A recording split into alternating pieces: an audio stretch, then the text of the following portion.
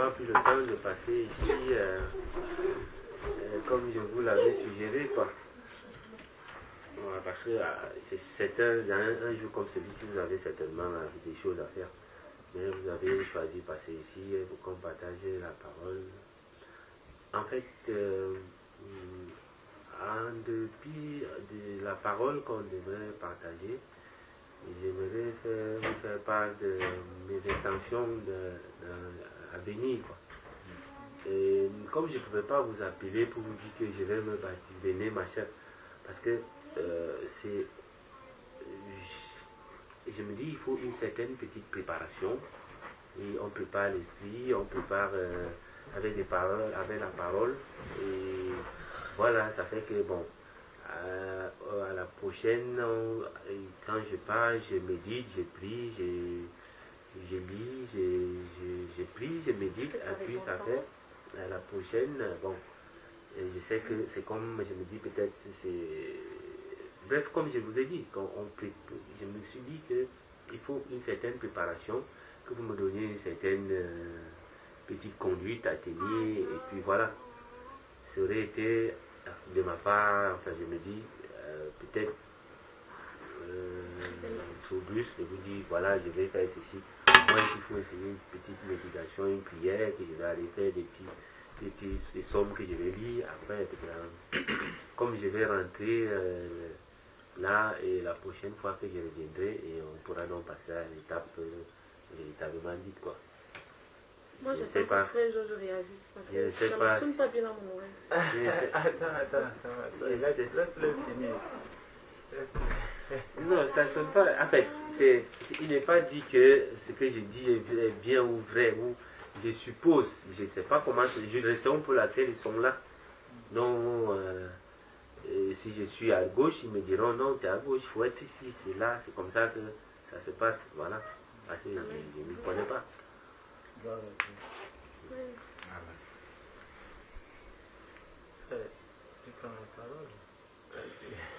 Ok. Est-ce que tu as la Bible? J'en ai, mais je ne l'ai pas là. Toi, tu n'as pas de Bible non plus. Comment tu n'as pas la Bible? Il va acheter tonton. Tu as encore seulement ta Bible. Oui, il va acheter, ouais, c'est parce qu'il n'est pas le temps d'aller chercher même. Tu peux commander sur Internet ou pas? Si tu commandes sur Internet, cherche la Bible Osterwald. La traduction Osterwald, c'est une bonne traduction. Sinon, bon, si tu trouves 8 secondes, prends 8 secondes 1910. C'est encore bon. Oui, là, tu peux trouver à Châtelet, là-bas aussi. Tu l'as regardé à la FNAC. À la FNAC. À la FNAC, ils n'auront pas. Ouais, non, ils vont te vendre les Bibles simples là, c'est pas bon. Je vais regarder sur Internet comme ça. Ou tu regardes sur Internet. Il y a beaucoup de choses qui ont. Oui, parce que le temps d'aller chercher tonton. Achète sur Internet. Si tu regardes sur Internet, prends la Bible Osterwald. Ou si tu prends 8 secondes 1910. Mais je te conseille de prendre la Bible Osterwald quand même. Bon. Osterwald, non, c'est bon. Ouvrons la parole dans Actes. On va commencer. C'est le début de l'Église. Comment est-ce que ça a commencé? Et on verra quelle est la condition pour passer dans les eaux du baptême. Donc, si on prend dans Actes chapitre 2, c'est dans ce chapitre-là que l'Église a commencé en fait. Et à partir du verset 1, les disciples sont réunis dans la chambre haute et il va avoir l'effusion du Saint-Esprit. Le Saint-Esprit va descendre sur eux et ils vont sortir, ils vont commencer à parler dans des langues différentes. Et ce jour-là, il y a des personnes qui étaient réunies à Jérusalem et qui vont être surpris d'entendre ces personnes-là parler dans leur propre langue. Ils entendaient. Donc en fait, c'est un miracle que Dieu a accompli parce que il nous est dit ici qu'il y avait, si on lit au verset 5, Actes chapitre 2, verset 5, il est écrit, « Or, il y avait en séjour à Jérusalem des Juifs pieux venus de toutes les nations qui sont sous le ciel. » Ça, c'est vraiment pour nous montrer que l'Église du Seigneur Jésus-Christ est universelle. Toutes les nations de la terre. Le Seigneur s'est arrangé à ce que toutes les nations de la terre soient réunies ce jour-là à Jérusalem pour commencer l'Église. Afin que chacun puisse partir de là avec le message pour annoncer dans la nation où il est, afin que justement toutes les nations deviennent des disciples. Comme Jésus a dit, allez, faites de toutes les nations des disciples. Baptisez-les au nom du Père, du Fils et du Saint-Esprit et enseignez-leur à observer tout ce que je vous ai prescrit. Donc ça, c'est le démarrage de l'Église. Donc ensuite, maintenant, verset 7, il est dit, ils étaient hors d'eux-mêmes et dans l'admiration et disaient, voici ces gens qui parlent, ne sont-ils pas tous Galiléens? Donc effectivement, les disciples du Seigneur qui étaient là, c'était des Galiléens. Comment les entendons-nous parler dans notre propre langue maternelle? Et il commence à citer ces langues-là. Donc Dieu a permis en fait que sans avoir appris cette langue-là, il a mis une langue dans leur bouche, chacun dans les différentes langues qui sont présentes là sur de toutes les nations de la terre, pour que chacun puisse entendre l'évangile et amener ça là où il va. Donc c'est comme ça que l'Église a commencé. Et ça, c'est le but effectivement du Seigneur. Donc, ensuite maintenant, au verset 12, tous étaient hors d'eux-mêmes et perplexes et se disaient les uns aux autres, que veut dire ceci? Mais d'autres se moquaient et disaient, ils sont pleins de vin doux.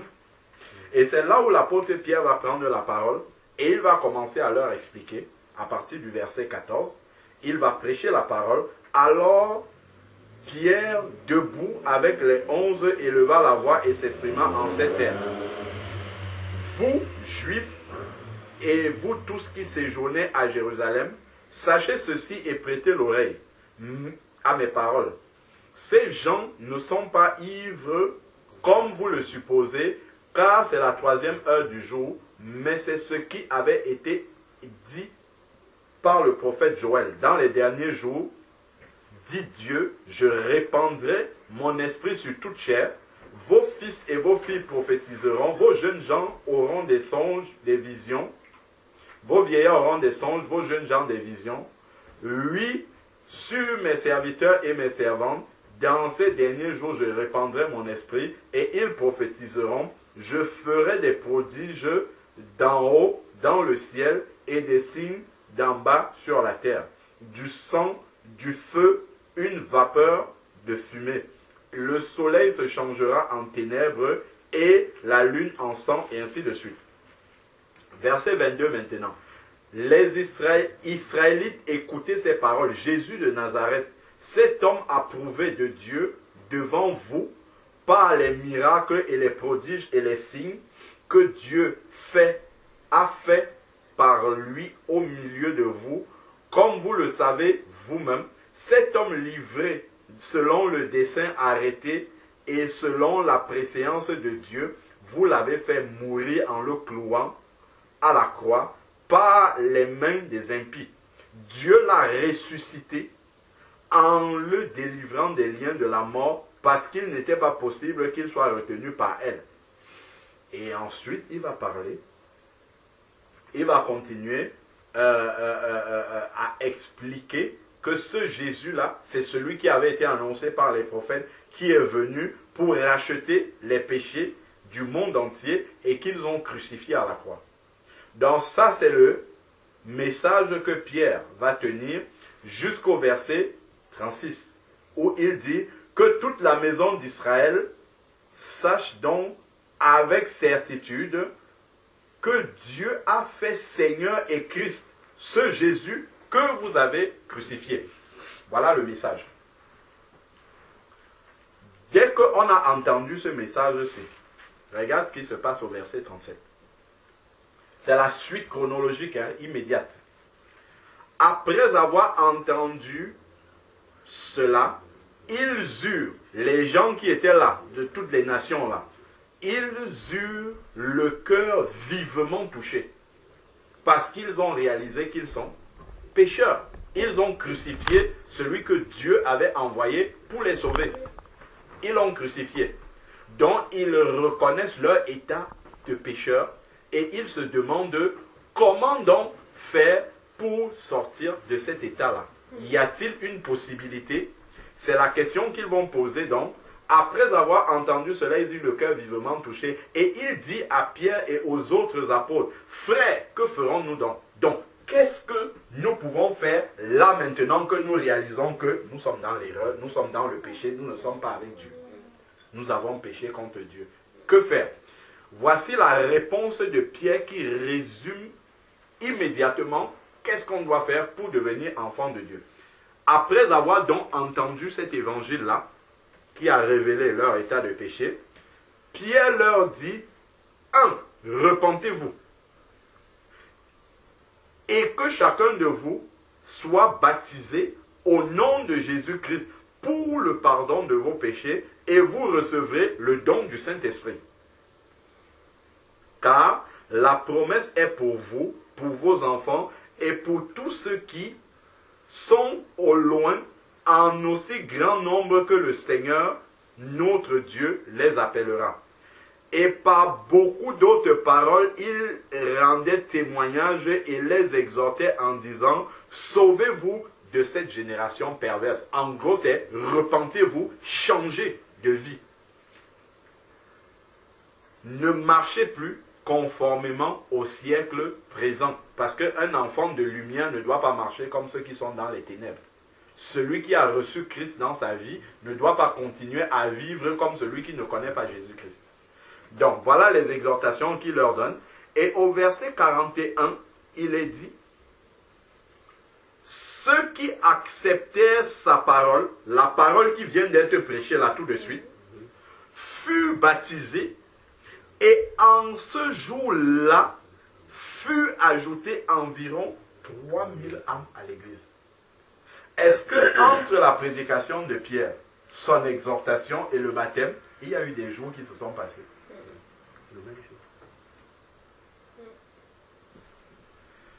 Ce qui constitue la préparation, Pierre l'a dit au verset 38, c'est repentez-vous.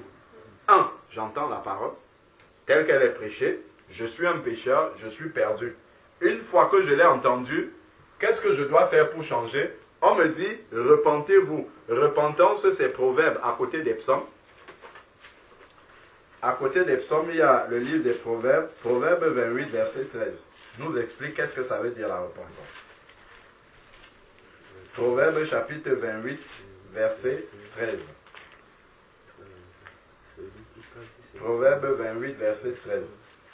C'est juste après les psaumes. Le livre de Proverbes. 28, 13. Proverbe 28, verset 13. Tu as trouvé? Tu as trouvé les psaumes, non? Oui, c'est bon. Voilà, 28, verset 13. Il dit, celui qui cache ses transgressions ne prospère pas, mais celui qui les confesse et qui les délaisse obtient miséricorde. C'est ça la définition de la repentance. 1. Confesser à Dieu ses péchés. Seigneur, à tel moment, j'ai fait telle chose à telle personne, je te demande pardon. Seigneur, à tel moment, je me suis conduit de telle manière, sans te consulter, sans me préoccuper de ce que dit ta parole, je te demande pardon. Depuis l'instant où je suis devenu conscient du bien et du mal, je demande pardon à Dieu pour tous ses péchés. Et le fait de demander pardon à Dieu pour ses péchés, je prends également l'engagement de ne plus marcher de cette manière.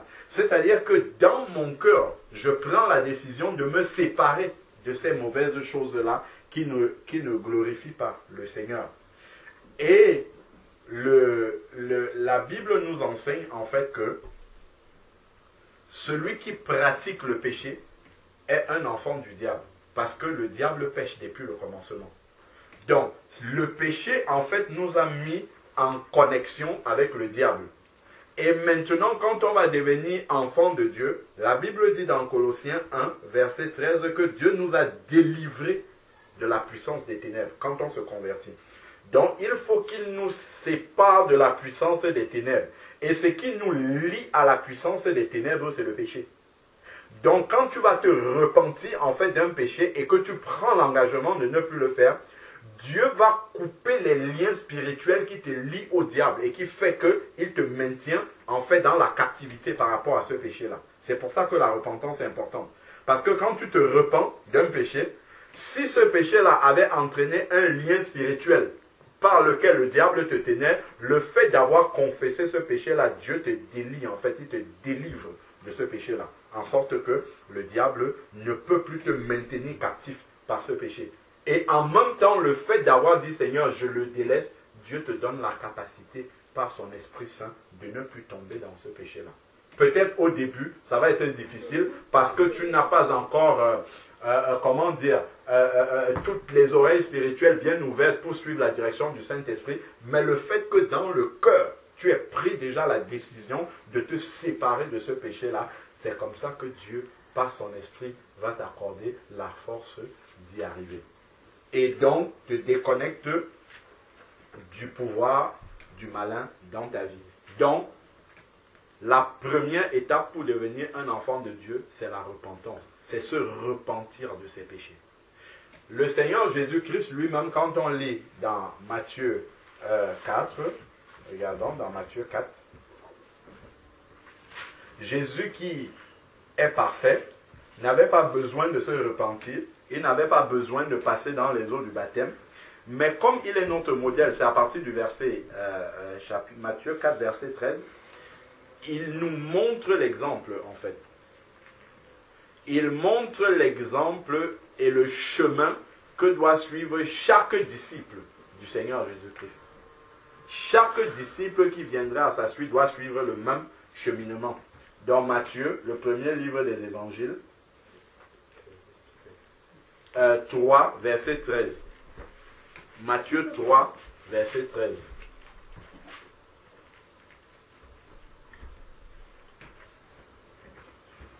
Il est dit, alors Jésus vint de la Galilée au Jourdain vers Jean.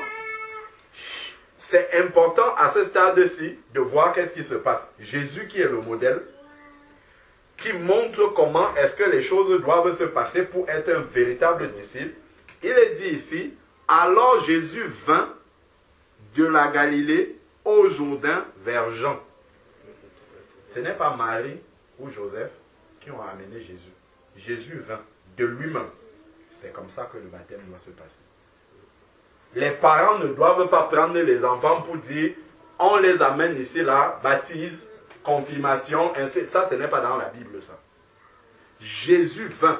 Donc, Jésus était conscient déjà de ce qu'il était en train de faire. Donc, le disciple qui veut s'engager dans les eaux du baptême doit être conscient de ce qu'il est en train de faire. On ne peut pas baptiser un enfant, ça n'a pas de signification biblique. Voilà Jésus qui est le modèle. Il est venu de lui-même, de sa propre responsabilité. Donc, tous ceux qui veulent devenir disciples du Seigneur doivent suivre exactement le modèle de Jésus. Venir en tant que responsable. Bon, maintenant, de leur propre vie. Il n'est pas venu devant n'importe qui. Il est venu devant Jean. Qu'est-ce que Jean prêchait? Retournons quelques versets avant. Chapitre 3, Matthieu 3, verset 1. Au verset 1, il est dit, en ce temps-là, parut Jean-Baptiste, il prêchait où? Dans le désert de Judée. Et qu'est-ce qu'il disait? Il disait, repentez-vous, car le royaume de Dieu est proche. C'est le seul message que Jean prêchait. Il ne prêchait pas un autre message.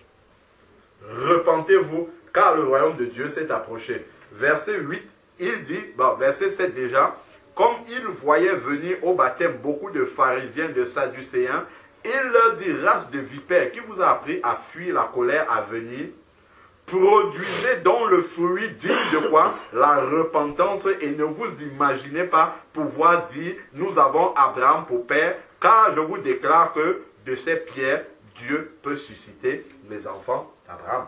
C'est-à-dire qu'en fait, on ne doit pas se contenter de dire, mon père est pasteur, ma mère est chrétienne, ma soeur prie. Non, je dois avoir un engagement personnel. c'est une démarche personnelle. Quand Jésus est venu, il n'est pas venu avec tous ses frères ou avec sa mère. Non, il est venu seul au Jourdain. Il est venu seul à la rencontre de Jean-Baptiste. Donc c'est déjà cet engagement personnel. Et ensuite, Jean prêchait la repentance et il est celui qui a baptisé Jésus. Jésus n'avait pas besoin de se repentir, mais le fait d'avoir été baptisé par Jean qui prêchait la repentance, c'est pour montrer le chemin du disciple. 1. Passer par la repentance. 2. Être plongé dans les eaux du baptême. On retourne au verset 13. Pour être baptisé, verset 14. Matthieu 3, verset 14. Mais Jean s'y opposait en disant, c'est moi qui ai besoin d'être baptisé par toi.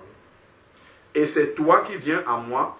Jésus lui répondit, laisse faire, car il est convenable que nous accomplissons tout ce qui est juste. C'est-à-dire, c'est ce chemin-là de la justice que Jésus est en train de montrer pour ceux qui vont venir après lui. Parce que si lui baptisait Jean, personne ne devait avoir baptisé Jésus.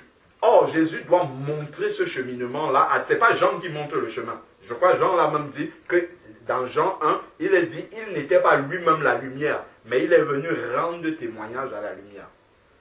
Donc, pour faire ce qui est juste selon la justice de Dieu, il fallait que Jésus lui-même, qui est le seul chemin, le seul modèle, lui-même montre le chemin par lequel tous les disciples vont passer. C'est pour ça qu'il a dit, je suis le chemin, la vérité et la vie.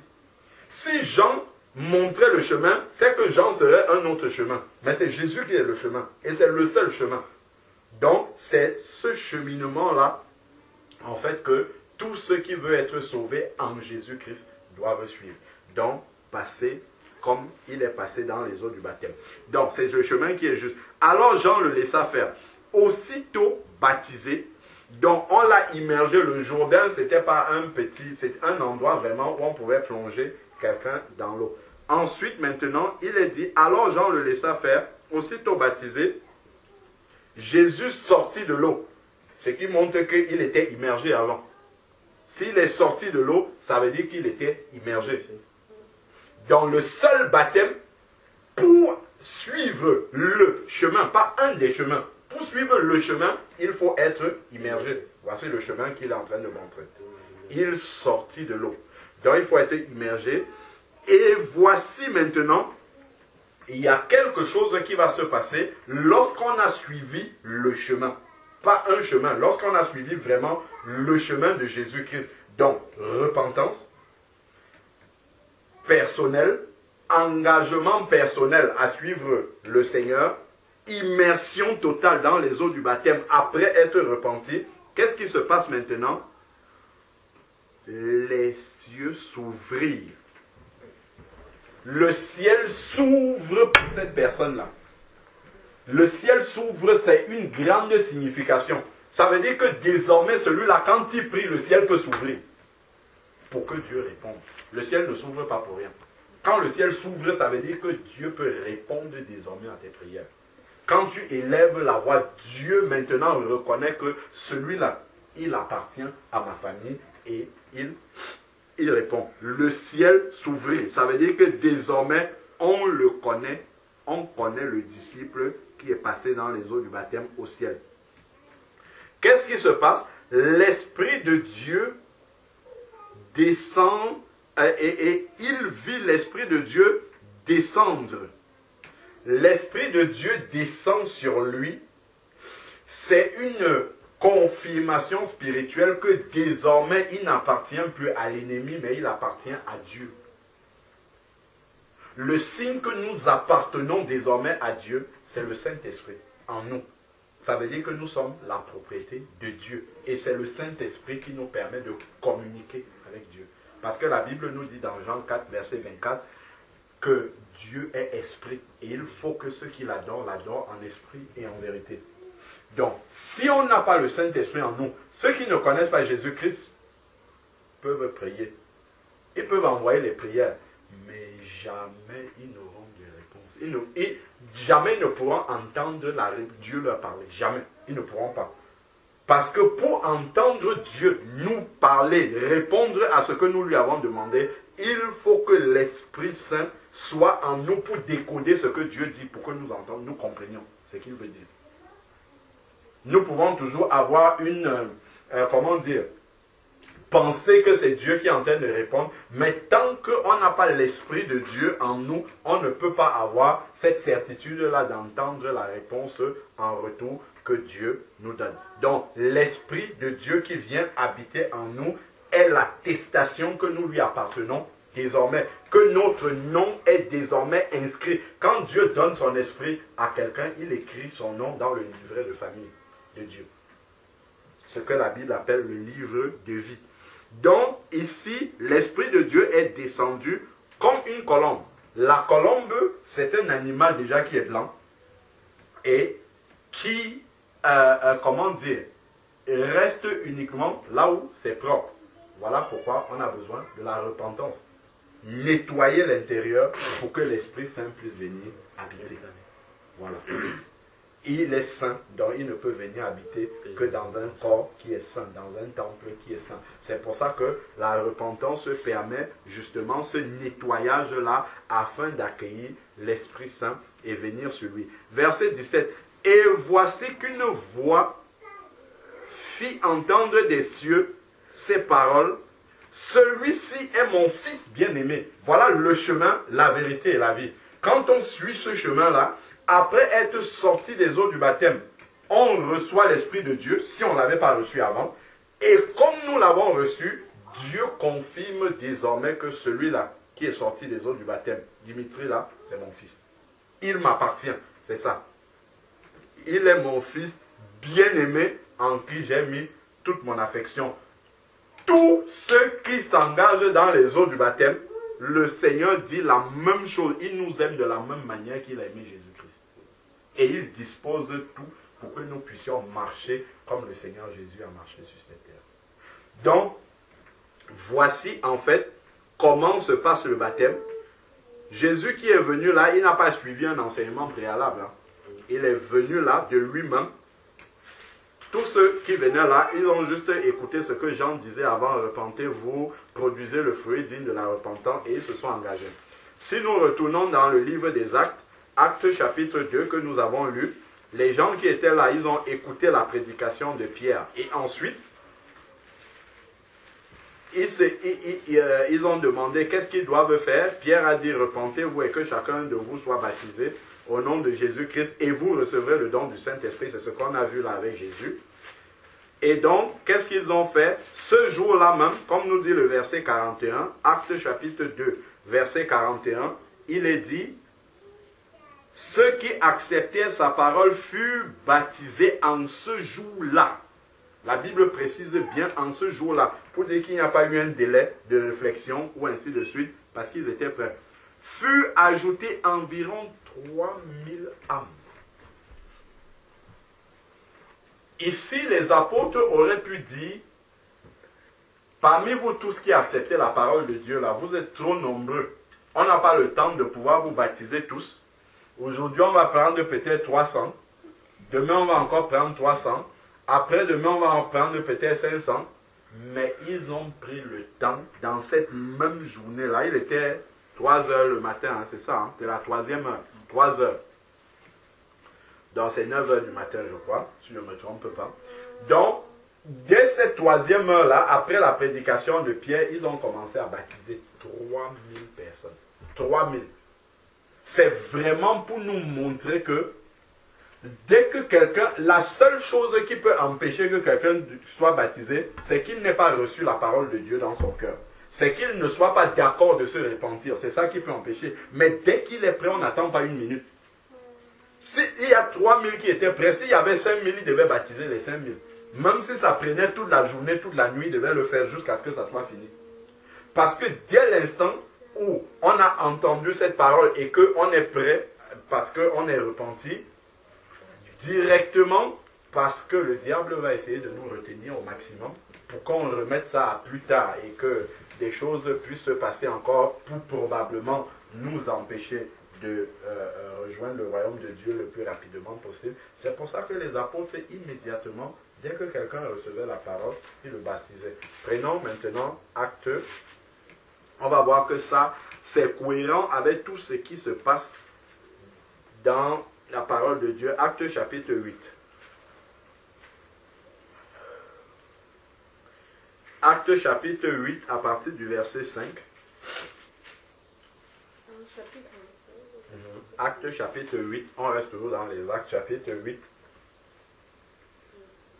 verset 5. C'est bon. Il est dit, Philippe, descendu dans la ville de Samarie, il prêcha le Christ. Les foules d'un commun accord s'attachaient à ce que disait Philippe en apprenant et voyant les miracles qu'il faisait, car les esprits impurs sortaient de beaucoup de démoniaques en criant d'une voix forte, et beaucoup de paralytiques et de boiteux étaient guéris, et il y eut une grande joie dans la ville. Sautons maintenant à partir du verset 12, dont il y avait Simon un magicien, verset 12. Mais quand ils eurent, les habitants de la Samarie, cru à la parole de Philippe, quand ils eurent cru, dès qu'ils eurent cru à la parole de Philippe, qui leur annonçait la bonne nouvelle du royaume et du nom de Jésus-Christ, hommes et femmes se firent baptiser. Dès l'instant qu'ils ont cru. La seule chose qui empêche, c'est qu'on ne croit pas, ou qu'on ne soit pas repenti. Dès qu'ils ont cru, hommes et femmes se firent baptiser. Il n'y a pas une préparation au sens de catéchisme. Ça n'existe pas dans la parole de Dieu. Dès qu'ils ont cru à ce que Philippe disait, hommes et femmes se firent baptiser. Simon lui-même aussi, après avoir été baptisé, ne quittait plus Philippe et voyait avec étonnement les signes et les miracles qui se produisaient. Si nous prenons maintenant le verset 26, voilà encore un autre cas de baptême de quelqu'un qui n'avait pas du tout alors prévu de se baptiser. Un ange du Seigneur adressa la parole à Philippe, lève-toi. Acte 8, verset 26. Un ange du Seigneur adressa la parole à Philippe, lève-toi et va du côté du midi, sur le chemin qui descend de Jérusalem à Gaza, c'est celui qui est désert. Il se leva et partit, et voici un Éthiopien, un eunuque, haut fonctionnaire de Candace, reine d'Éthiopie, et surintendant de tous ses trésors, était venu à Jérusalem pour adorer. Il s'en retournait, assis sur son char, en lisant le prophète Ésaïe. L'Esprit dit à Philippe, avance et rejoins ce char. Philippe accourut et entendit l'eunuque éthiopien qui lisait le prophète Ésaïe. Il lui dit, comprends-tu ce que tu lis? Il répondit, comment le pourrais-je si quelqu'un ne me guide? Et il invita Philippe à s'asseoir avec lui. Le passage des Écritures qu'il lisait était celui-ci. Il a été mené comme une brebis à l'abattoir et comme un agneau muet devant celui qui le tombe. Il n'ouvre pas la bouche. Dans son humiliation, son droit a été supprimé et sa génération qui la racontera. Car sa vie est supprimée de la terre. L'eunuque prit la parole et dit à Philippe, je te prie, de qui le prophète dit-il cela? De lui-même ou de quelqu'un d'autre? Alors Philippe ouvrit la bouche et commença par ce texte en lui annonçant la bonne nouvelle de Jésus. Philippe lui explique un texte qui se trouve dans Ésaïe. Comme ils continuaient leur chemin, ils arrivaient à quoi? Un point d'eau. Et l'eunuque dit, voici l'eau. Qu'est-ce qui empêche que je sois baptisé? Ça veut dire que Philippe a dû lui prêcher et lui parler du baptême aussi. En sorte que lui-même maintenant, quand il voit l'eau, il dit, mais qu'est-ce qui empêche qu'on me baptise ici? Donc Philippe va lui donner aussi la même condition que Pierre a donnée tout à l'heure là-bas, dans Acte 2, verset 38, pardon. Donc, voici l'eau, qu'est-ce qui empêche que je sois baptisé? Philippe dit, si tu crois de tout ton cœur, cela est possible. C'est la seule chose. Croire de tout son cœur, ça veut dire, je me repens et je décide de changer de vie et de suivre Jésus-Christ, terminé. Si on fait ça, cela est possible. Si tu crois de tout ton cœur, cela est possible. L'eunuque répondit, je crois que Jésus-Christ est le Fils de Dieu. Dans cette parole-là, il y a toute la repentance de l'eunuque éthiopien. Il y a son engagement à Jésus-Christ. Il y a le témoignage de sa foi. Il dit, je crois que Jésus-Christ est le Fils de Dieu. Il ordonna d'arrêter le char. Tous les deux descendirent dans l'eau, Philippe, ainsi que l'eunuque, et il le baptisa. Il n'y a pas de préparation ici, là, en termes de catéchisme, voilà. Donc, immédiatement, on lui a prêché la parole, il a compris qu'est-ce que ça voulait dire, il a compris quel est son engagement, c'est-à-dire quand il dit « je crois que Jésus-Christ est le Fils de Dieu », ça veut dire non seulement il y a l'adhésion du cœur que c'est le Fils de Dieu, mais il y a la décision de se soumettre à ce Fils de Dieu désormais pour la suite de sa vie. Et immédiatement, il a été baptisé. Donc après maintenant, qu'est-ce qui se passe? Verset 39, quand il fut remonté comment? Hors de l'eau. Comme Jésus sortit de l'eau, hors de l'eau, ça veut dire qu'ils étaient entrés dans l'eau alors. Ça nous montre encore que le baptême, c'est immersion. Amen. Donc, quand il fut sorti de l'eau, l'Esprit du Seigneur enleva Philippe et l'eunuque ne le vit plus. Alors que joyeux, il poursuivait son chemin. Donc, voilà encore un cas de baptême où les gens ont écouté, quelqu'un a écouté la parole de Dieu, il a ouvert son cœur, il a cru et immédiatement, il a été baptisé. Si nous prenons maintenant Acte chapitre 10, on a encore un autre cas. C'est Pierre qui se retrouve chez Corneille et il va prêcher la parole de Dieu à partir du verset 34. Alors Pierre ouvrit la bouche et dit, en vérité, je comprends que pour Dieu, il n'y a pas de considération de personne, mais en toute nation, celui qui le craint et qui pratique la justice lui est agréable.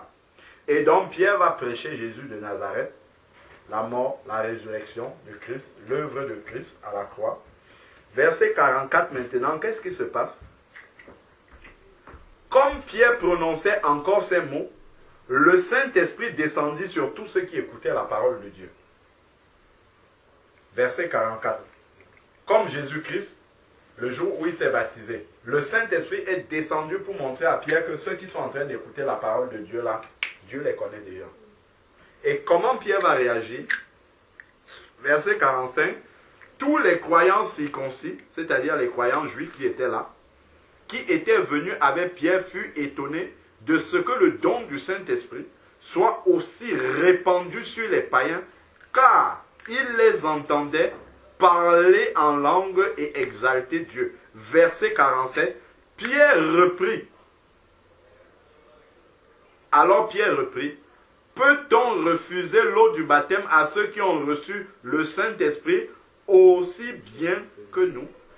Il ordonna de les baptiser au nom de Jésus-Christ. Immédiatement. Il a prêché la parole, le Saint-Esprit est descendu sur les gens, il les a baptisés tout de suite.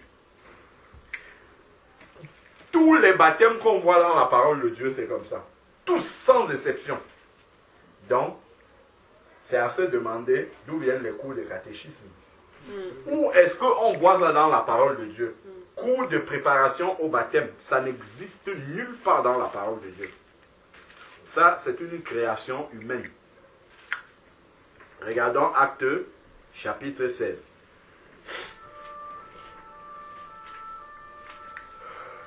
Acte chapitre 16,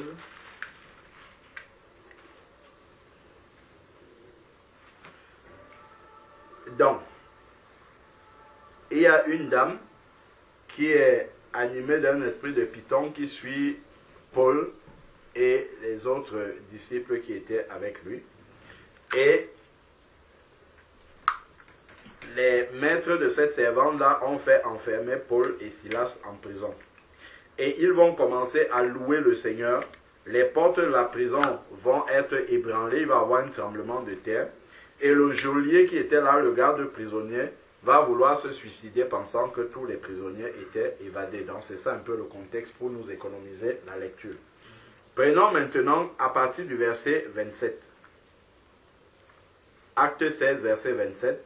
Le geôlier se réveilla et lorsqu'il vit les portes de la prison ouvertes, il tira son épée, il allait se tuer, pensant que les prisonniers s'étaient enfuis. Mais Paul cria d'une voix forte, « Ne te fais aucun mal, nous sommes tous ici. » Alors le geôlier demanda de la lumière et entra précipitamment et tomba tout tremblant devant Paul et Silas. Il les mena dehors et dit, « Seigneur, que faut-il que je fasse?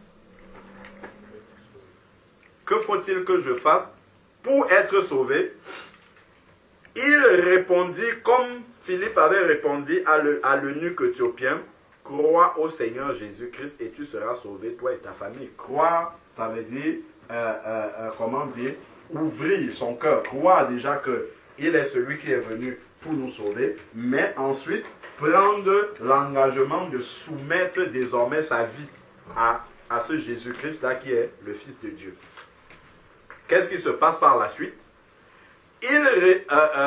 Verset 32, et ils annoncèrent la parole du Seigneur. C'est la seule chose qu'il fait. Ainsi qu'à tous ceux qui étaient dans sa maison, la maison du geôlier. Il les prit, Paul et Silas, avec lui, à 7 heures même de la nuit, lava leurs plaies, et aussitôt, il fut baptisé, lui et tous les siens. La nuit. On n'a même pas attendu le matin. Il a cru la nuit, et la même nuit, on n'a pas dit non, on attend demain quand il va faire jour, on va voir comment est-ce qu'on va les baptiser. La nuit même, ils ont cru et on les a baptisés. Ça nous montre en fait l'urgence qu'il y a lorsque on a déjà cru au Seigneur Jésus-Christ de passer dans les eaux du baptême. Les apôtres, eux, ils avaient ce discernement-là. Les pasteurs aujourd'hui qui font les écoles de catéchisme, les préparations au baptême, ils n'ont pas le discernement des apôtres. Si la trompette de l'enlèvement sonne maintenant et que quelqu'un devait se baptiser et qu'il n'est pas baptisé, il peut rater l'enlèvement comme ça.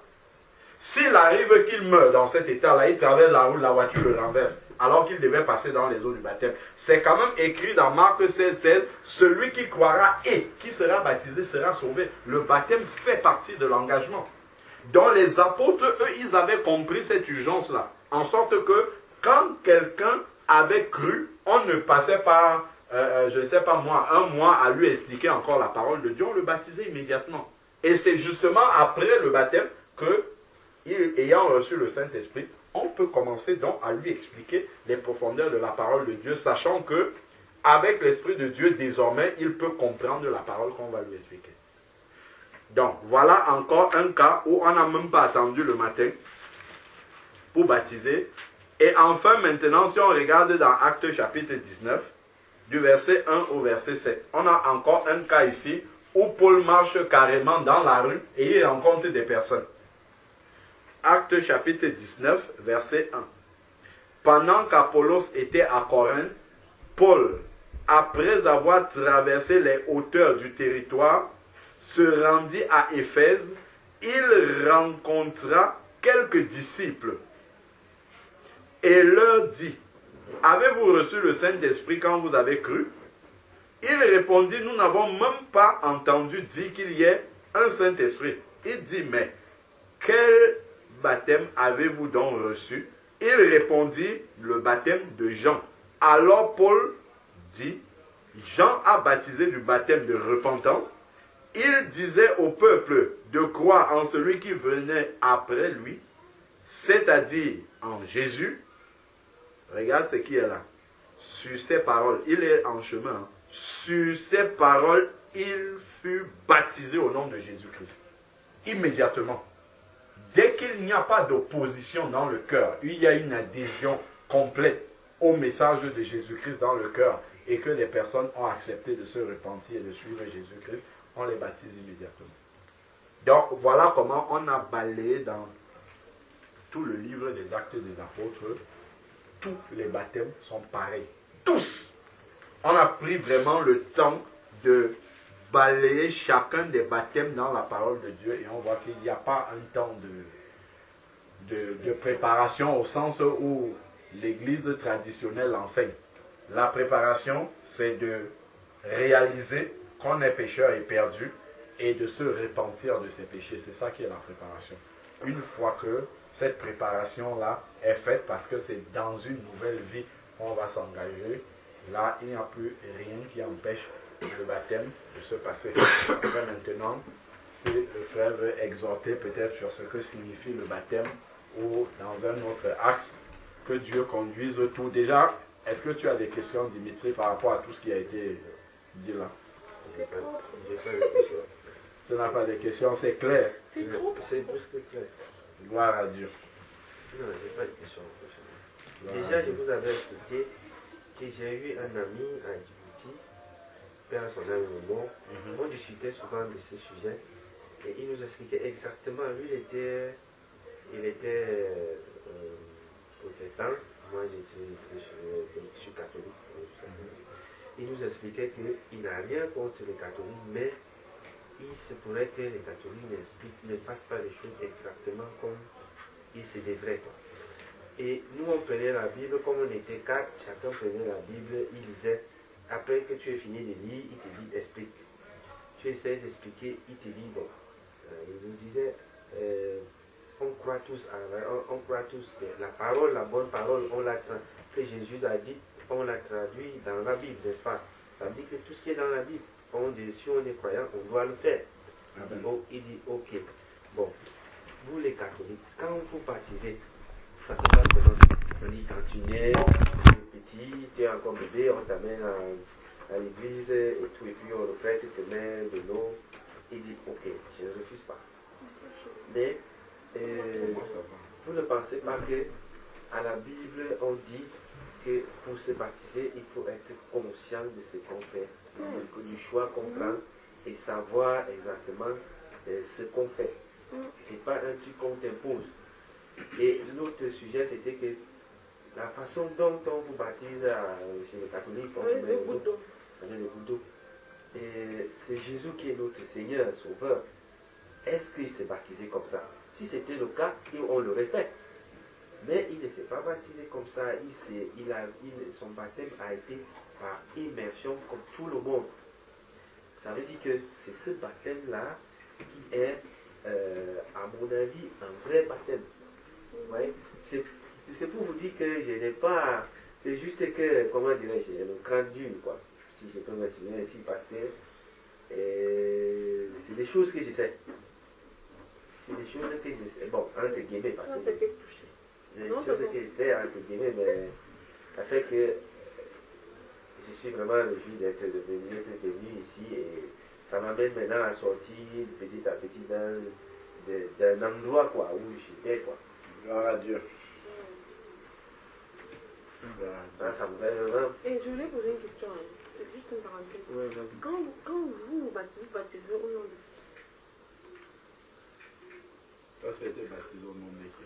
Non, je veux me rassurer que vous avez bien entendu. Au nom de Jésus-Christ. Moi, j'étais là. Et c'est quoi? C'est l'eau là qui t'avait touché les oreilles? Non, je voulais juste me rassurer que je n'avais pas... Déjà, on t'a posé la question ici. Acceptes-tu de recevoir Jésus? Je suis d'accord, non. Tu as Parce dit, que, et non. quand on est allé là-bas, tu as dit, je on me te rappelle. baptise au Je nom. me rappelle très bien, mais je voulais me rassurer que c'est bien ça. Et j'ai eu une causerie avec quelqu'un à ce sujet. J'ai ma tante qui est à Libreville qui est très pieuse. Après maintenant, c'est à force d'avancer. Pendant que j'avance, je me rends compte qu'il y a beaucoup de choses qui ne sont pas comme je pensais. elle est pris, le prophète s'appelle Marion Branham. Marion Branham. Branham, oui. elle est branhamiste. Oui. Donc, elle m'a demandé, quand je lui ai dit que j'ai eu mon baptême, elle m'a demandé au nom de qui est-ce qu'on t'a baptisé. Je lui ai dit Jésus-Christ, mais elle m'a dit demande encore bien. Parce que tu sais, au début, quand tu ne connais pas encore, il y a des choses qu'on te dit. Là, dans la tu ne saisis pas bien le sens. Demande bien d'abord. C'est ça que j'ai tenu à vous poser la question. Gloire à Dieu. Oh, je ne sais pas si je vais répondre aux deux questions ou...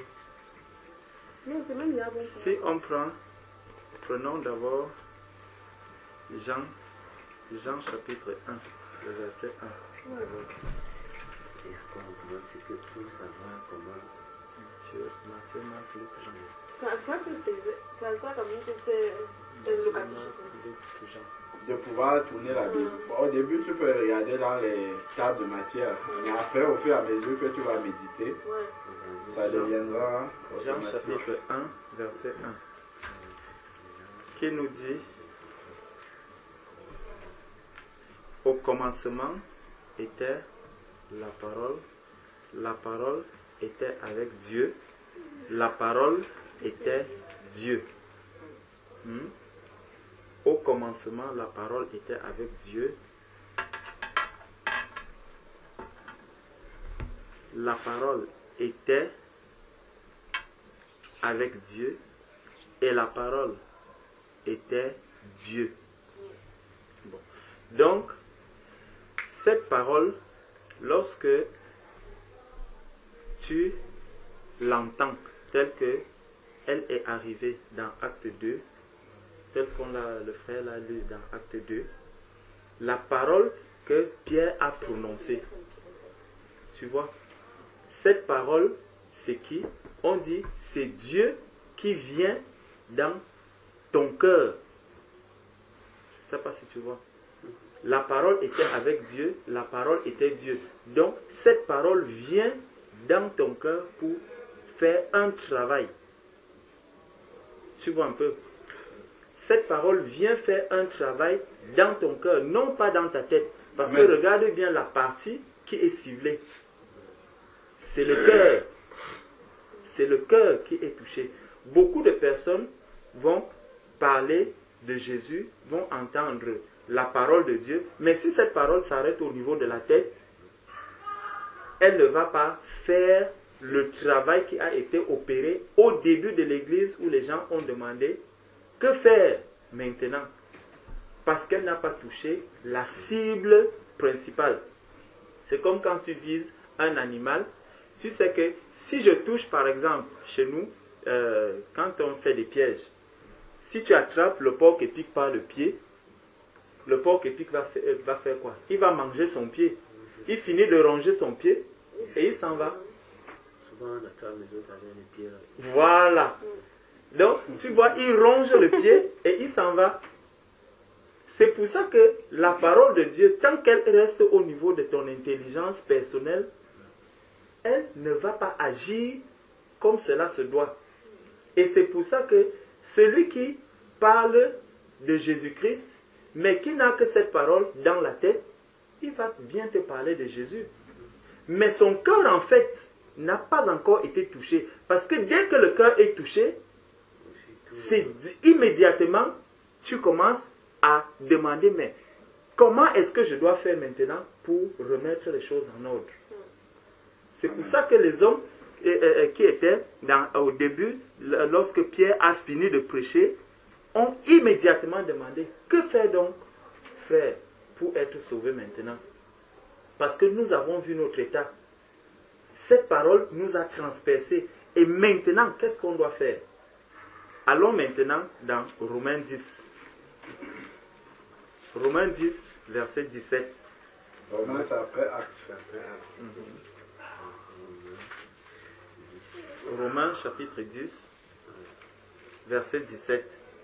Il nous dit, ainsi la foi vient de ce qu'on entend, et ce qu'on entend vient de la parole de Dieu. Tu vois? Ainsi la foi vient de ce qu'on entend, et ce qu'on entend vient de la parole. Là, c'est la parole de Christ. Donc, la parole de Dieu, la parole de Christ. Donc, si tu entends une parole et que cette parole est la parole de Dieu, dans Jean 1:1, n'oublie pas d'où on est parti. Au commencement était la parole était avec Dieu, la parole était Dieu.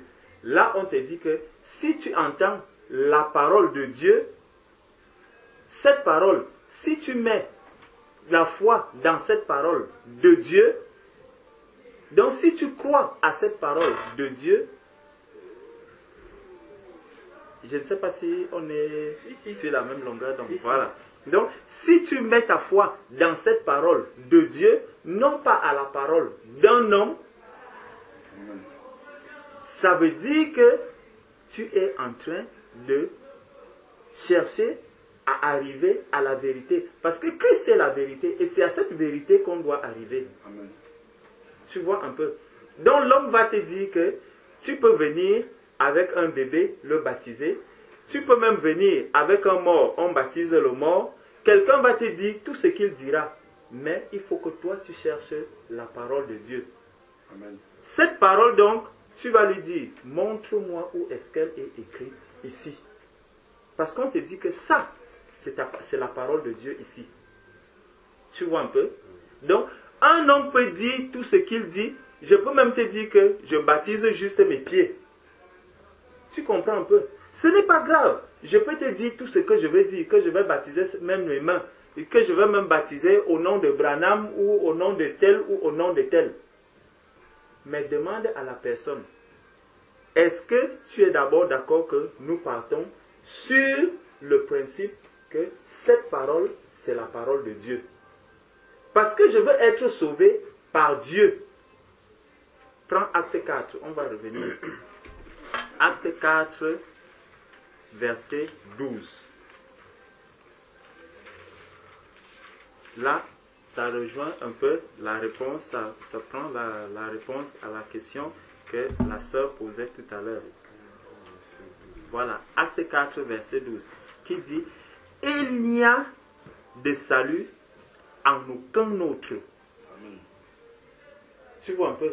Donc si quelqu'un te dit que Branham va te sauver, demande-lui, est-ce que dans ta Bible, dans la Bible que j'ai en main, est-ce qu'il est écrit que le nom de Branham peut me sauver?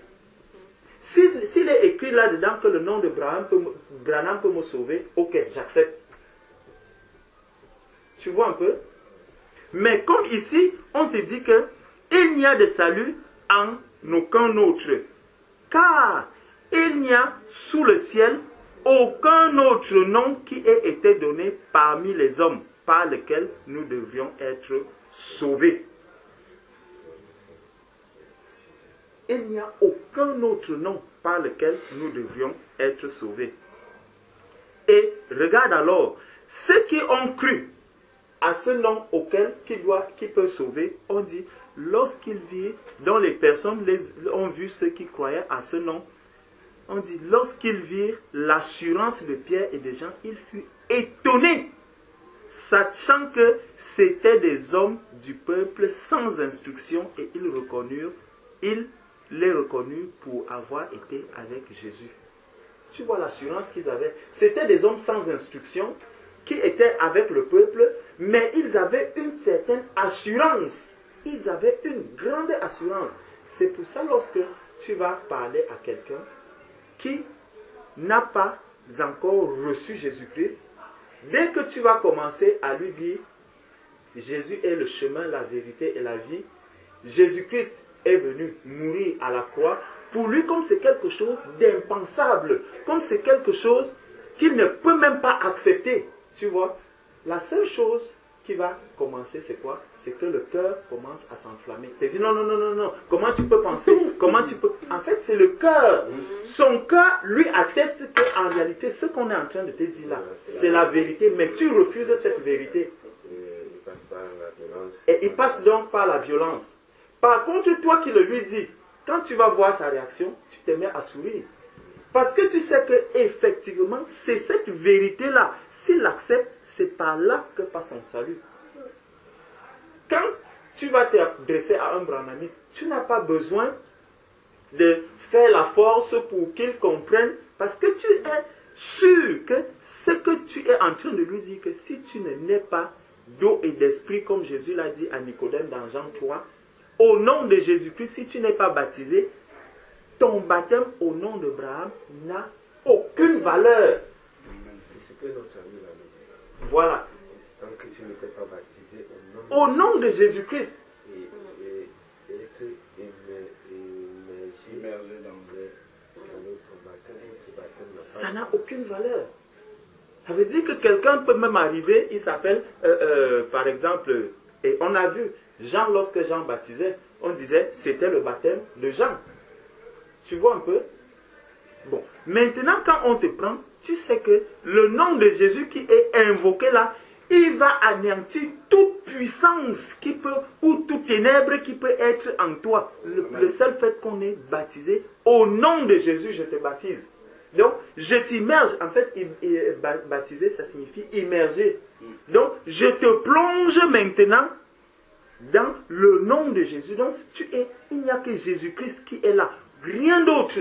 Et c'est pour ça que lorsque quelqu'un est, par exemple, possédé par des mauvais esprits, dès qu'on va le plonger dans l'eau, on dit au nom de Jésus, immédiatement, ça commence. Tu ne vas pas résister. Tu ne peux pas. Et c'est à partir de là qu'on dit que quelqu'un qui est né de nouveau, baptisé au nom de Jésus, ne peut plus être habité possédé par les démons. Amen. Tu vois un peu? Donc, là, ça nous montre déjà que le chemin, comme le frère disait, le chemin du disciple, le modèle que Christ est venu nous montrer, c'est vraiment la voie qui conduit à la vie éternelle. Il n'y a aucun autre nom qui peut nous sauver, si ce n'est le nom de Jésus-Christ. Et ce n'est que par cette parole. Quand tu prends donc cette parole, tu arrives maintenant allons dans 2 Timothée, chapitre 3.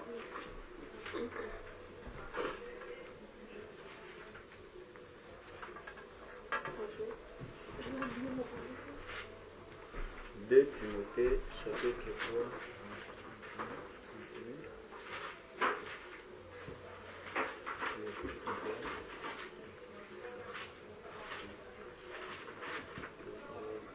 Non, ça c'est 2 Timothée, verset 16, qui dit: toute écriture est inspirée de Dieu et utile pour enseigner. Tu vois un peu. Donc, toutes les écritures, donc tout ce qu'on a lu tout à l'heure, c'est une inspiration divine. Et ça, c'est parce que ça se trouve là-dedans. Tu vois un peu. Donc, si le frère donné commençait à réciter des choses, réciter, sans que toi-même, avec ta Bible, c'est pour ça qu'il est important que toi-même... Ce que je disais tantôt, c'est que lui, il nous expliquait les choses qui se trouvaient plutôt dans la Bible. Amen. Et nous, moi, par exemple, chez les catholiques, par exemple, le baptême, c'est par l'eau, les gouttes d'eau qu'on fait. Et lui, il nous disait que ce n'est pas bon. Et il nous disait le baptême, normalement, ça doit se passer par immersion. Donc, c'est lui plutôt qui nous disait des choses qui correspondaient avec la Bible. Amen. Gloire à Dieu. Oui. Mais tu sais, quand tu grandis dans une famille catholique où on te dit ceci, et un jour tu te retrouves face à quelqu'un qui te dit le contraire, c'est difficile de dire oui. Même si tu sens que c'est vrai, mais c'est difficile de dire oui. Tu vois? Nous, on passe du temps à discuter, à la fin, on ne s'entendait pas. À la fin, on ne s'entendait pas. Père, son âme, sinon je l'aurais appelé pour lui dire vraiment, tu avais tout vrai, et moi j'avais tout faux. Non, tu vois que ce qui se passe, c'est que l'homme cherche toujours à mettre son intelligence à vouloir exprimer la manière dont lui, il voit les choses du Seigneur. Non seulement à exprimer, mais à imposer, quoi. Voilà. C'est pour ça que l'homme va réfléchir en se disant, mais quand moi je regarde, si on dit qu'on va baptiser par immersion, puisqu'on ne peut pas baptiser un bébé par immersion, alors il faut trouver une alternative. C'est quoi? prenons les gouttelettes. Puisqu'on ne va pas baptiser, par exemple, telle personne, pourquoi? Peut-être parce que tout, il faut aller à l'origine des choses. Quand tu rentres à l'origine des choses, tu vas comprendre d'où est venu le baptême par gouttelette. Tu vas comprendre comment est-ce que les enfants pourquoi est-ce que les enfants ont commencé. Le problème, c'est que le baptême par gouttelette, il n'est mentionné nulle part dans la Bible. Voilà. Donc les hommes, de plus pour savoir qu'il n'est pas un baptême. Il n'est pas conforme. Il n'est pas conforme. Voilà. Tout à fait. Moi, comme je vous ai dit la dernière fois, les actes que vous voyez là, comment on appelle ça? Les évangiles là, je les ai lus, je les ai toutes lues, du début jusqu'à la fin. J'ai commencé Jean, Pierre, Matthieu, toutes lues, je les ai lues nulle part. Même dans les Genèse et tout, j'ai les lu nulle part où on baptise par goutte. Ah oui, une goutte. Gloire à Dieu. Je l'ai lu, et aussi dans la Bible, j'ai lu un passage, comme il disait tout à l'heure, où normalement, et c'est la même chose qu'il nous disait, que normalement le baptême se fait quand on est déjà grand. Amen. Quand on est conscient, Quand on est mature. quand on est mature, tu sais ce que tu fais, tu es libre de choisir où tu veux ou pas. Mais si tu choisis, ça veut dire que ton cœur t'y a conduit. Tu vois. Et c'est ce qu'il nous expliquait. Dans 1 Pierre, il est dit que c'est un engagement de bonne conscience. Amen. Donc, j'ai conscience de ce que je suis en train de faire, de ce que je vais faire. Or, cet enfant-ci, elle n'a... Après, elle va vous dire, mais vous étiez sûr que, Voilà. c'est ce que je voulais Non, mais si, mais Hein? le souci c'est que les enfants qu'on baptise aussi, après elle n'a pas la grâce de rencontrer quelqu'un comme moi je vous ai rencontré par exemple, elle va continuer et puis elle va faire les confirmations, les barrages. Oui, elle va croire que... Jusqu'à la fin. Voilà. Moi je connais beaucoup comme ça, là, jusqu'aujourd'hui, il y a les... Et ça bloque complètement l'enfant. Ça fait que l'enfant croit qu'il est baptisé normalement. C'est le problème que nous on a eu. Je prends mon cas, que je vous explique. Pendant qu'on discutait, je sentais bien que je ne pouvais pas aller au bout de la discussion parce que je n'avais pas d'éléments. Lui, il disait, il parlait avec peu à l'appui. Il dit, et si tu connaissais bien la Bible, Gilbert Bernard Christian, un footballeur, un gardien de but, il a joué à l'équipe nationale du Cameroun, il a joué dans le canon de Yaoundé pendant des années. Après, il s'est repenti. Il nous disait, il parle d'un truc, il ouvre la Bible, il te montre. Il te dit, bon, toi, tu dis que le baptême c'est par gouttelette. Montre-moi où c'est mentionné dans la Bible. Tu es bloqué. Voilà. Tu es bloqué, tu ne peux pas. Parce que ça n'existe pas. Moi j'aimerais bien atteindre ce niveau. C'est là. Quel niveau? Le niveau où je dis un truc, je l'affirme, je montre, je prends ça.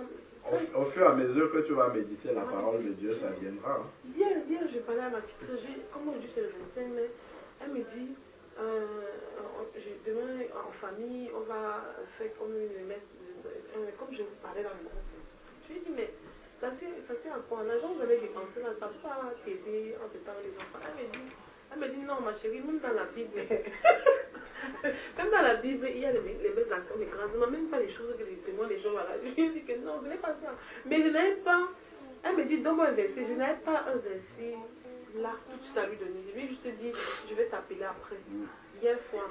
Il y a aussi qu'à tu aurais pensé à une parole où, je ne sais pas quel disciple, Jésus avait demandé de laisser, qui avait perdu son père, et le diable voulait utiliser l'astuce là pour qu'il ne suive pas Jésus et qu'il rentre comme quoi dit que bon, je vais m'occuper de Jésus lui a dit, laisse les morts enterrer les morts.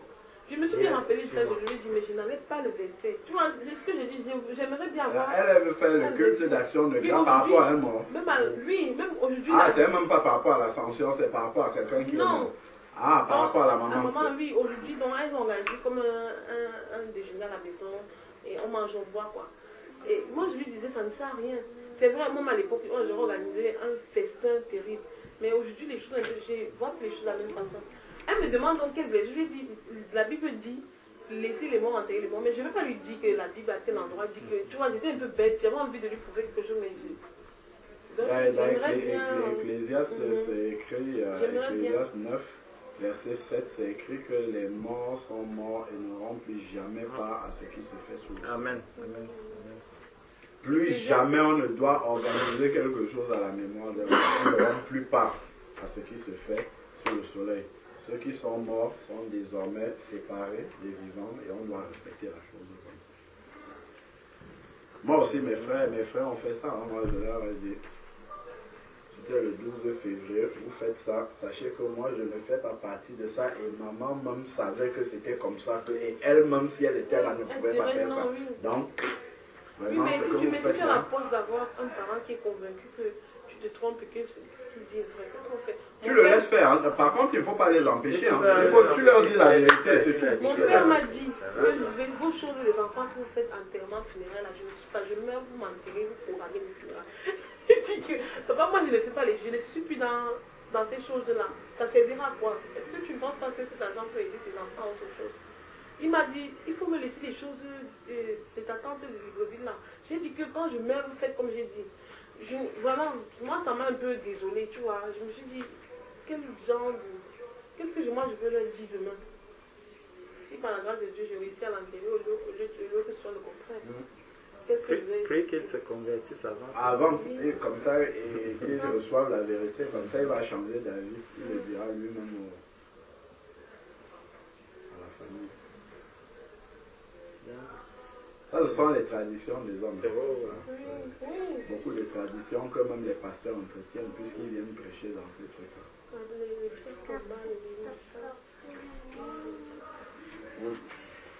On écoute Dimitri.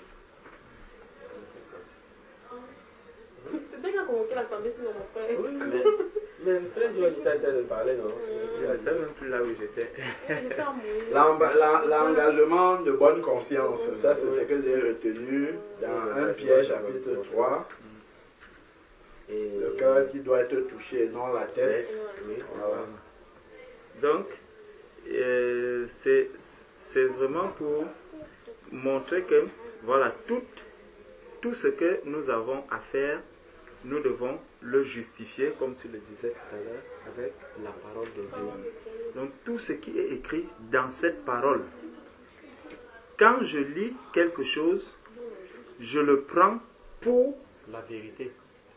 Même si quelqu'un vient me dire le contraire, il faut exactement que je lui demande, montre-moi là où c'est écrit. Premier principe, les hommes vont te dire que la Bible se contredit. Faux. Oui, ça c'est quelque chose qu'on dit tout le temps. Faux. Ça, on le dit, mais c'est pas. Voilà. Les Si quelqu'un te le dit, les évangiles ou bien les phrases peuvent être dites de façon différente, mais en ayant une seule explication. C'est-à-dire, il peut avoir une phrase qui est libellée d'une autre façon, mais qui veut dire une seule chose.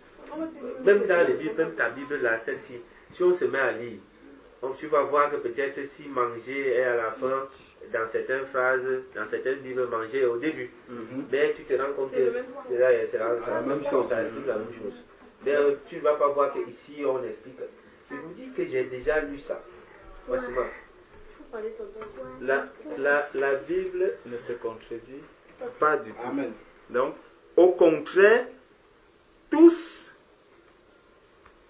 ce qui est écrit dans la Bible vient compléter ce que tu as déjà reçu. Donc, tu vas lire ceci à tel endroit.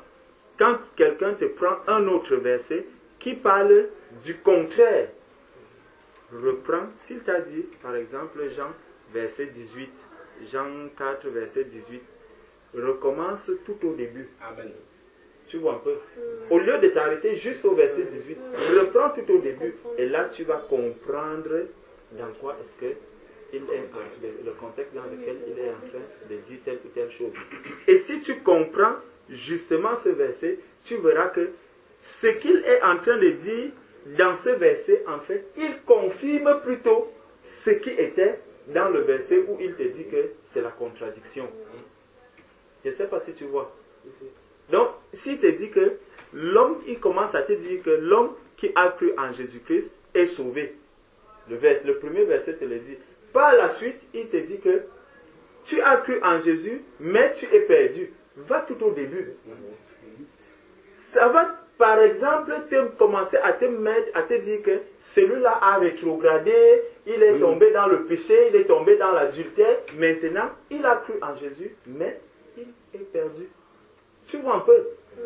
Et ça va faire toute la différence que si tu prends juste les deux versets, celui qui a cru en Jésus est sauvé, celui qui a cru en Jésus est perdu, on te dit, tu vois la contradiction. Pourtant, il n'a pas lu dans quel contexte est-ce qu'on dit que celui-là est perdu. Parce que ce n'est pas simplement le fait d'être baptisé qui signifie déjà que tu es sauvé. C'est le début donc de la marche. Et ça, il faut pouvoir l'expliquer maintenant à la personne. Et là, quand la personne va le voir, il dira. Il n'est pas dit que aussi parce que tu es baptisé et que tu vas continuer à vivre ta vie de débauche, de machin, qu'une fois baptisé, tu es déjà sauvé. Tu t'en fous de tout à fait. Donc, il faut maintenant persévérer sur le chemin étroit. C'est pour ça qu'on parle. Et la Bible va même dire que le juste va se sauver avec peine. Parce que quand tu vois les marches, ce qui est encore en nous, la colère que nous piquons de temps en temps, les œuvres que nous allons encore faire, parce que même pour faire quelque chose, dès que tu es né de nouveau, il faut d'abord demander au Seigneur, est-ce que ce que je vais faire ici est bien? Est-ce que ce n'est pas bien? Si je fais quelque chose, même si pour moi ou pour ma famille, si je le fais pour plaire à la famille, et que Dieu, lui, il ne l'accepte pas, c'est un péché. Tout à fait. Tu vois un peu? Et ça fait que, effectivement, parce que nous avons toutes ces personnes-là autour de nous, nous avons tous ces frères, nous avons toutes ces familles-là, voilà pourquoi la peine, nous aurons beaucoup de peine à avancer. Il y a des choses que tu auras bien envie de faire, parce que tu connais la vérité, parce que tu connais la parole, mais à un moment, tu vois des blocages, tu vois des difficultés pour que tu accomplisses cela tel que le Seigneur te le demande. Et parfois même, tu as de la souffrance, même quand tu dis non à quelqu'un, mais intérieurement, tu souffres. Oh, tu ne devrais pas souffrir. Oh, tu ne devrais pas souffrir parce que tu sais que là, je fais la volonté de mon Père, je fais la volonté de Dieu. Mais seule cette souffrance t'atteste que vraiment, ton salut, tu le recevras avec beaucoup de peine. Tu vois un peu? Comme le monsieur l'a disait le matin à la télé, que quand tu commences à observer que tu deviens de plus en plus différent des autres, c'est que tu es sur le bon chemin. Si tu fais tout comme les autres, sache que tu ne vas plus. C'est que tu es comme les autres. C'est que tu as pris le chemin large, comme il dit. Dès que tu sens que tu vois les choses différemment, tu n'acceptes plus certaines choses, c'est que tu es dans la droitesse. Et effectivement, il y a un petit enfant il y a une soeur qui nous faisait le témoignage de ce qu'ils ont vécu. Hier, ils étaient avec le frère en évangélisation. Et toutes les personnes à qui ils tendaient les traités où ils voulaient parler de la parole, les personnes rejetaient, les personnes refusaient. Et un petit enfant, je ne sais pas, soit 8 ans, qui leur demande, est-ce qu'il y a même des gens qui acceptent Jésus? Il demande à qui? Il a demandé au frère qui était en train d'évangéliser, est-ce qu'il y a même des gens qui acceptent Jésus? Et justement, sa mère est convertie. Et le frère lui dit, donc, regarde la femme qui est là, qui porte le bébé, elle a accepté Jésus. Donc, il lui montre donc sa maman, que ta maman, et c'est là où le petit, c'est le fils de la sœur Amandine. Donc, c'est là où le petit dit, quand moi aussi je serai grand, je vais accepter Jésus. C'est pour nous montrer vraiment que le chemin qui est large, le chemin que tout le monde emprunte, non, c'est le chemin de tout le monde emprunte, c'est lui qui est facile. Voilà, c'est le chemin de tout le monde. Le chemin étroit, il y a très peu de personnes. On commence à se stigmatiser. Parfois, si tu te retrouves en train de dire un truc, après on demande, mais c'est comment tu... Il y a dans les églises. Mais... Dans les églises. Non. Si tu entends, il y a des choses que tu te surprends. En tout cas, moi, il y a des choses que je me surprends en train de dire, non, tu ne dois pas, ou c'est pas normal. Je me surprends à le dire. Mais pourtant, en temps normal, on sait que tu aurais dit, tu n'aurais pas dit ça. J'aurais même argumenté, tu vois. Et puis, je ne suis pas en train de dire non. Et la personne au bout du fil ou la personne en face est surprise. Mais c'est comment? C'est ça.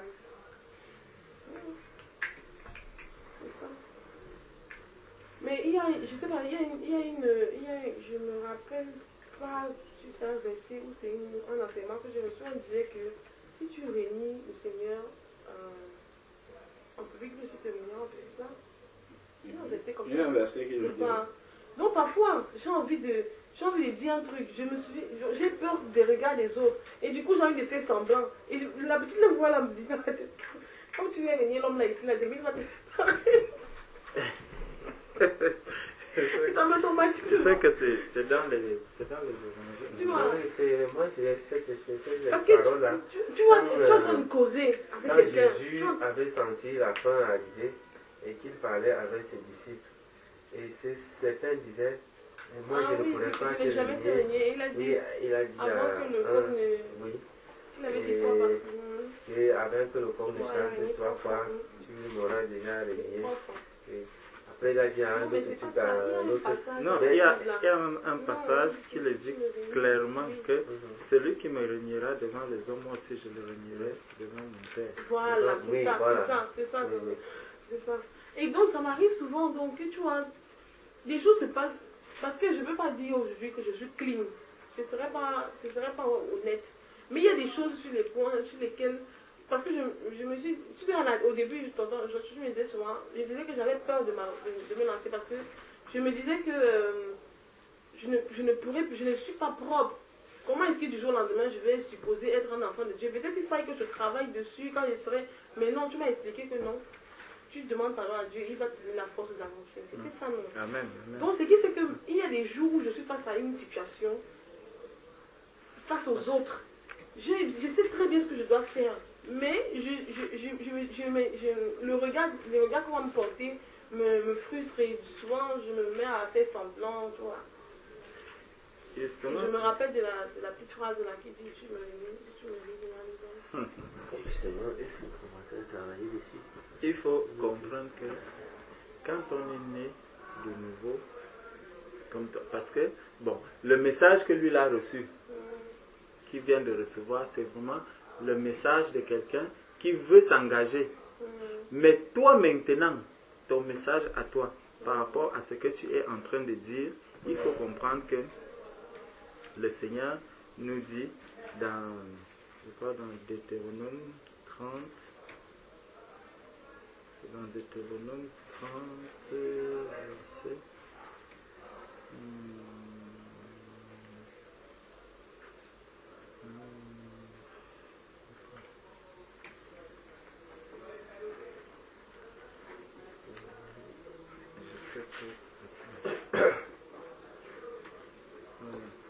Deutéronome 30.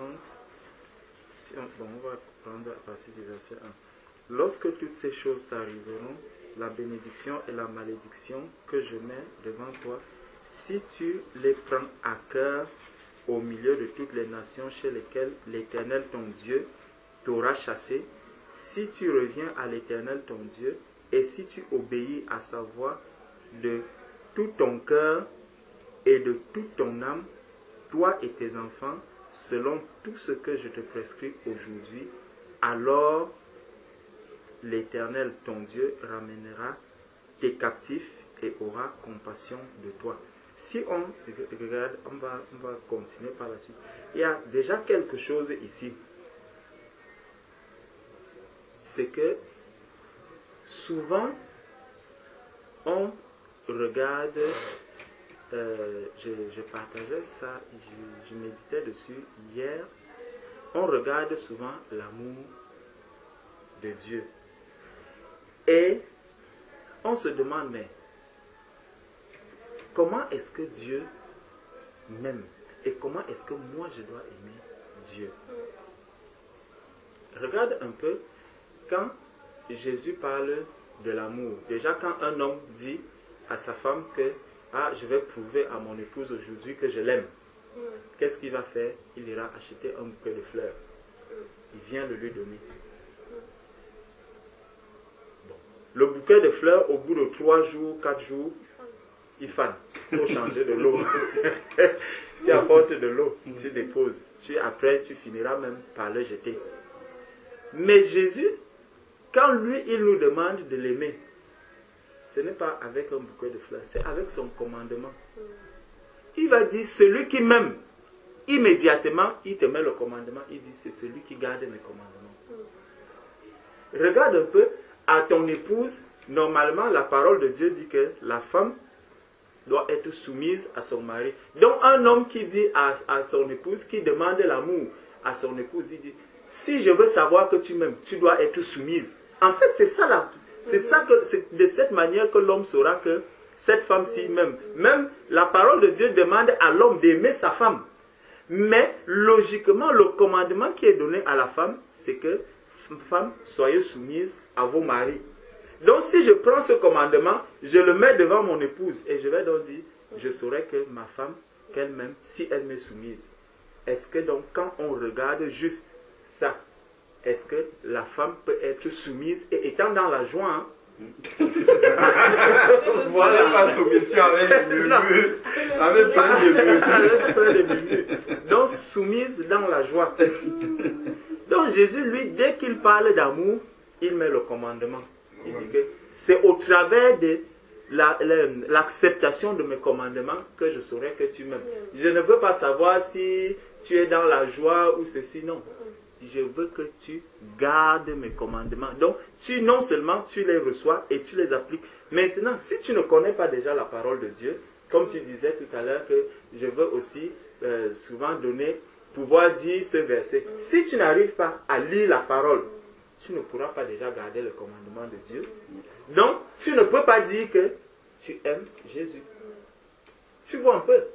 Donc, toutes ces personnes, quand tu regardes, donc, va à l'église catholique, par exemple, à l'assemblée des catholiques, tu vas voir, demande à celui-là de te citer juste un verset ou deux versets de la Bible.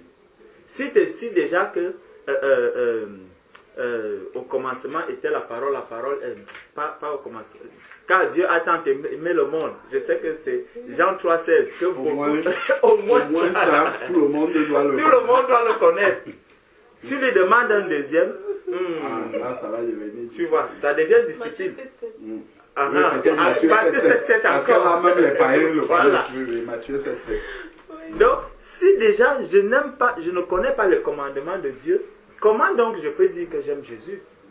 Dans beaucoup d'assemblées, vous allez voir des personnes qui viennent, ils vont te dire, je vais au culte le dimanche. Il n'a même pas la Bible entre ses mains. Donc le pasteur va lire la Bible, il va dire, puis expliquer comme il veut, et tu rentres encore chez toi. Tu n'as donc pas le commandement. Ne dis donc pas que j'aime Jésus. Parce que Jésus dit, celui qui m'aime, c'est celui qui garde mes commandements. L'amour de Dieu n'est donc pas l'amour des hommes. Et parfois, quand on regarde même cet amour de Dieu, on se demande, mais comment se fait-il que je vois des personnes, elles disent qu'elles s'aiment, mais tu les vois peut-être se disputer. Et ça étonne beaucoup de personnes. Tu étais sur le forum ces jours et tu voyais comment est-ce que on était en train de partager. Quelqu'un qui a l'esprit faible, il va te dire, mais ces gens, ils ne s'aiment pas. Mais pourtant, c'est pour la vérité. Il faut que la vérité soit établie. Amen. Amen. Quelqu'un qui est encore un nouveau converti, c'est pour ça que, mon frère, quand le jour que tu vas accepter Christ, j'espère que ça sera aujourd'hui, le jour que tu acceptes Christ, gloire à Dieu. Tu vois, quand tu vas voir, par exemple, mon frère et moi, on est en train de chercher la vérité sur un sujet. Tu vas me voir, je lui dis, non frère, ce que tu dis là, regarde bien ce qui est écrit. Après, il me dit, toi viens ici, toi viens ici. Quand tu vas voir, tu vas dire, mais peut-être des personnes que je vois. Ah oui, là, bien sûr. Voilà. J'ai vu ça dernièrement dans le Si groupe. quelqu'un Voilà. dit quelque chose qui n'est pas Qui droit, n'est pas droit, on doit non. le... On avec doit- amour, mais on doit redresser ça. Laisser ramener la Avec vérité. amour. Oui, ça doit... Ramener toujours à la vérité. Si on laisse que ce n'est pas l'amour, il faut que... Voilà. Parce que, imagine un instant que celui-ci vient te dire, le cas de 2 versets qu'on prenait tout à l'heure, celui qui croit en Jésus est sauvé. L'autre va dire, mais j'ai vu que celui qui ne croit pas en Jésus n'est pas sauvé. Tu vois? Et quand tu vois ça, tu dis, mais qu'est-ce que le frère est en train de dire? Tu lui dis, regarde donc à partir du haut. Ouais. Et ça ne date pas d'aujourd'hui dans l'église. Donc il ne faudrait pas que tu te convertis, tout ce que tu vas dire, je suis en train de dire oui. Oui, Dimitri, ce que tu dis est vrai. Non, c'est que ce n'est pas l'amour de Dieu. Tu vois un peu. L'apôtre Paul et l'apôtre Pierre ont eu une vive discussion sur la circoncision. Tu vois, Paul avait sa compréhension, Pierre avait la sienne, et à un moment, il a persuadé Pierre que non, ce n'est pas comme tu comprends. Il faut savoir que ce n'est pas la circoncision qui fait de moi un enfant de Dieu. Et Paul l'a conduit à la parole pour qu'il accepte cela.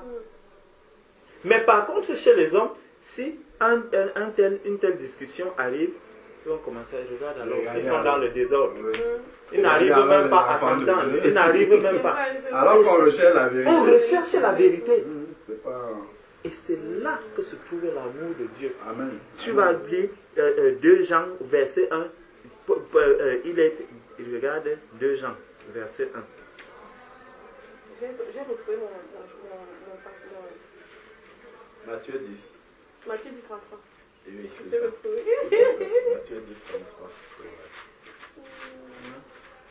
2 Jean. 2 Jean, verset 1. L'ancien. Tu as trouvé? Non, c'est à la fin. Ça, c'est Jean. 2 Jean 1, verset 1, c'est ça? Oui. C'est ça. Il y a Jean et 2 Jean, verset 1. Tu vois, il dit, l'ancien acquérir l'élu et ses enfants que j'aime dans la vérité. C'est dans la vérité que tu dois aimer ton frère. Et la vérité, c'est quoi? C'est la parole de Dieu. Donc, tant qu'on est dans la parole de Dieu, tant que tu vas voir des débats, des ceci, quelqu'un t'apporte un verset, l'autre, il dit, non frère, regarde bien ceci. Non frère, regarde ce qui est écrit là. Regarde ce qui... C'est là où on ne va plus te dire que le pape a écrit ceci dans tel endroit. Non. Non. Ça, c'est l'église de Jésus-Christ. Dans l'église de Jésus-Christ, ce n'est que la parole de Christ que nous cherchons. Même si ça prend des jours. Même si ça prend des jours, même si c'est des mois. Voilà. On finit par s'accorder dans la vérité. Et là, tout le monde est dans la joie. Là, tu es éclairé. Tu sais que, vraiment, je comprenais la chose de cette manière. Mais voilà, vraiment que le Seigneur nous a éclairés. C'est vraiment ça qu'il faut comprendre. Dieu nous aime avec les commandements du Seigneur. C'est là qu'il reconnaît que lui. Amen. Amen. Est-ce qu'il y a encore des questions? Non, j'ai pas de questions. Voilà, c'est Cette clair. personne a fait mon rendez-vous, donc il faut qu'il y ait... En Samarie, lorsque des personnes ont cru, donc l'apôtre va venir pour poser les fondements, pour expliquer aux nouveaux convertis, voici les bases de la marche chrétienne. Vous devez savoir ça. Il pose les fondements. Bon, l'évangéliste, c'est quelqu'un qui a reçu une grâce particulière du Seigneur. Le Seigneur a vraiment déposé dans son cœur un fardeau particulier pour les âmes. Et donc, lui va impulser ça dans l'église pour que tout le monde puisse partager ce fardeau-là. Et donc, il va souvent exhorter, encourager les enfants de Dieu à aller partager la bonne nouvelle. Il va lui-même, initier des, soit des sorties d'évangélisation ou ainsi de suite. Comme on peut voir Philippe l'évangéliste, là on a lu dans Acte 8 qui est parti en Samarie et qui a commencé à prêcher. Et on voit comment Dieu va confirmer avec les signes, les miracles, ainsi de suite. Et il va commencer le travail de fondement, mais ce sont les apôtres qui vont venir vraiment poser la base. Donc ça, c'est comme ça que l'évangéliste, c'est l'évangéliste en général qui commence le travail avec d'autres enfants de Dieu. Ensuite, les apôtres vont poser les fondements. Maintenant, le docteur est celui qui va, il ne va pas se limiter juste aux grands principes de la parole de Dieu qu'on peut voir dans Hébreux 6, donc ce qu'on appelle les doctrines. Il ne va pas juste se limiter à ça.